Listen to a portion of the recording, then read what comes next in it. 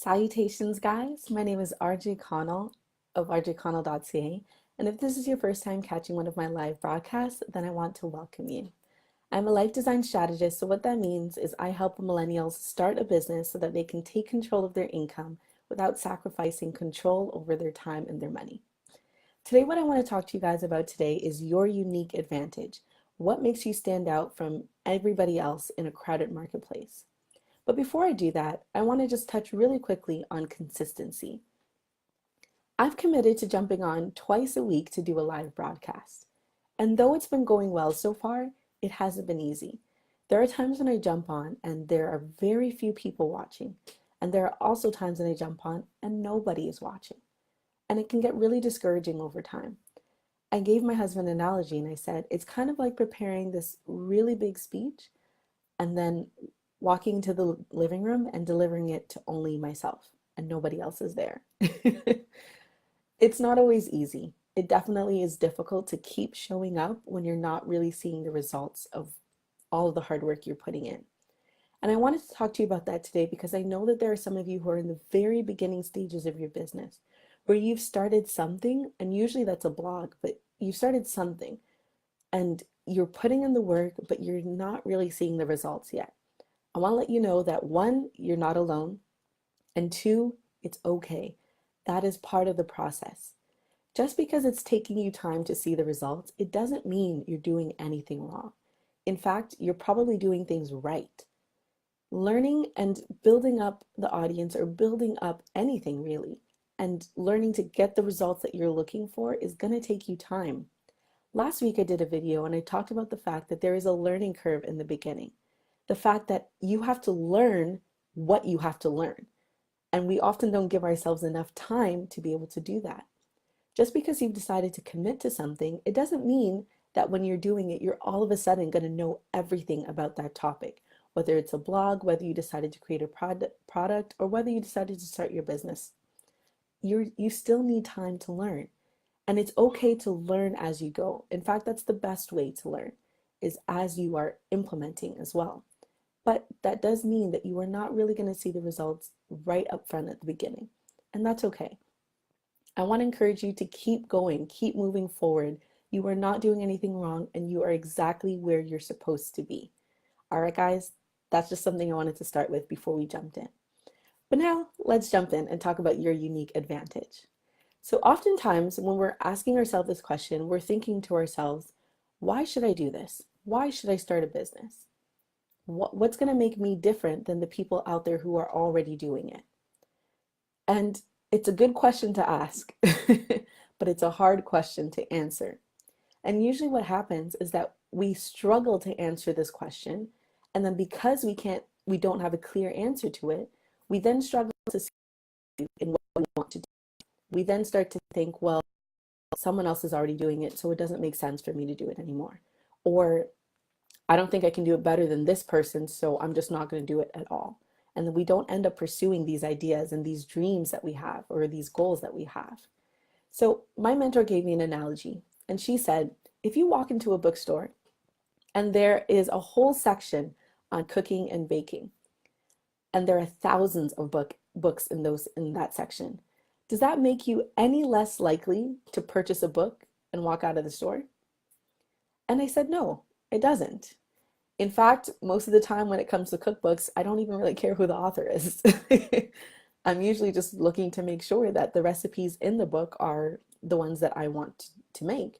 And then I'm pretty much good from there on to buy the book and leave the store.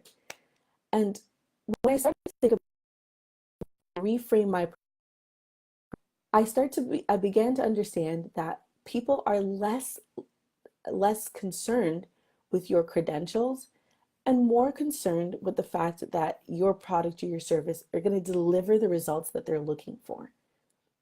So as long as you can deliver the results, people are more likely to engage with you, to want to purchase from you, to want to learn from you, right? And so that's what we really need to be focusing on. And what equips you to do that, what makes you stand out, are your experiences. The fact that you have spent thousands of hours maybe party planning is something that you can use to your advantage. That's something that someone who is, planning a party for their 1 year old, their first child, that's something that they can learn from. That kind of skill is something that they could use. And so you want to make sure that you're drawing upon all of your past experiences to cater to the people that you want to serve, right? Remember, I talked about in my previous video the fact that you don't have to be on step 10 to help somebody who's on step 1. You only need to be one step ahead of them. I know it sounds simple and it sounds like, hey, I might not know enough, but you do. To help somebody on step 1, you only need to be on step 2. But that does mean you need to have taken that first step already. And so your experiences are something that you can draw upon to help the people that you want to serve. You're also going to be targeting a very specific group of people. It's okay that not everybody's going to want your services. It's okay that not everybody's going to like you. It's okay that not everybody's going to want to learn from you. That's fine. You don't have to get everybody to get somebody. You just want a few people who can resonate with your product, your services, your message. Those are the kinds of people that you're trying to target. They're the people that you want to work with. Everybody else, there's somebody out there for them, and that's perfectly fine. It doesn't take away from who you are or what you have to offer if somebody doesn't resonate with your skill set. That's perfectly fine, right? So that's the first thing. The second thing is that you have to try. Oftentimes what we do is we try to revise our product, we try to revise our message before we put it out there. And I understand the thought process behind it because I used to do the same thing as well. However, the most valuable feedback comes from the people that we want to serve, which means that we have to be willing to get our product out there. Get your blog up and going already. Even though it's not perfect, get it up and going. Get your first product, your first mini course or whatever it is, get it up and going already. And then get the feedback from the people who are consuming it, right? Even if it's just one person, even if you only had one person buy your product or one person read your blog and leave a comment on it, engage with them. Find out, hey, what did you like about this? What didn't you like? Is there a better way that I can communicate my message? Is there a better way that I can deliver the product? Find out from them what works, what they like, and what they didn't like. And then go back and revise your product. But what's important is that you have to take that first step and get it out there.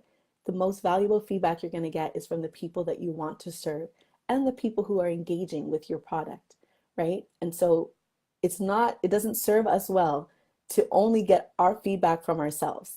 That's not a kind of product that we want to create because it's not going to serve the people we want to help well enough with that information. Lastly, I want you to remember that people want to learn from you specifically. All right. So even though there are thousands of other people who might be doing something similar to what you're doing, it doesn't mean that that person is for everybody. Just like it doesn't mean that you're for everybody. Again, it's okay if there's only a handful of people in the beginning who want to work with you or hear from you. That's perfectly fine. In fact, it helps you tailor your message and your audience and your products and services to be able to serve them the best that you can when you know who it is that you want to work with. So remember that remember that there are people out there who want to learn specifically from you. Your experiences and the way that you're able to communicate your message and the way that you're able to relate to people is very unique to you. That is an advantage that you have and that nobody else can mimic. Doesn't matter how much experience they've had or how long they've been in the field or how well established their business is. Nobody can use your voice to relate to their customers and their audience as well as you can. So remember that. So I want to recap today with you so you know that 1, your experiences are yours alone and they are valuable in serving your audience. 2, you have to put something out there and then get the feedback from the people who are engaging with it before you go back and adjust it. That means you got to take the first step and launch it, whatever it is. And it could be small. There's nothing wrong with you starting off small, right? So maybe that's instead of writing a blog post a week, maybe that's writing one a month. Or maybe instead of creating a whole course, you just create a little PDF brochure. It doesn't matter what it is. You can start small, but you need to start and you got to take that first step. And then lastly, people want to learn specifically from you. There is a message that you have that only you can use to resonate with your audience. So that's what I wanted to share with you guys today about what gives you a unique advantage. So if this is something that resonates with you, I want you to head over to rjconnell.ca and just enter in your email address and let's stay connected. I'm currently developing that are really going to help you get past these mindset blocks to really take the first step towards creating your business and to get clear on what your skills are so that you can create a business that lasts and that's going to help you make the money you need to take control of your life and create the life that you want to live. So again, that's rjconnell.ca and just enter in your email address. I'm going to be back here on Monday morning sharing with you guys a new set of skills and tools to help you move forward.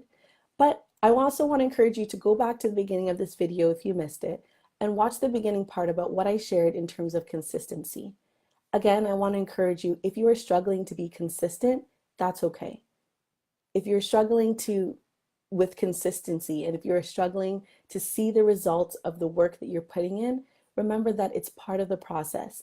Don't give up. You will get there eventually. So go back. It's a quick 2 minutes, even less than 2 minutes, that I shared about consistency. Remember to watch that at the beginning of this video. And if you feel this will resonate with anybody or that this information can help somebody, I want you to share this broadcast with them so that they can also learn these tools and strategies. Thank you so much for joining me here today, guys, and I will be back here Monday morning. And as always, thank you for giving me the opportunity to live out my dreams by helping you accomplish yours. Have an awesome day, guys.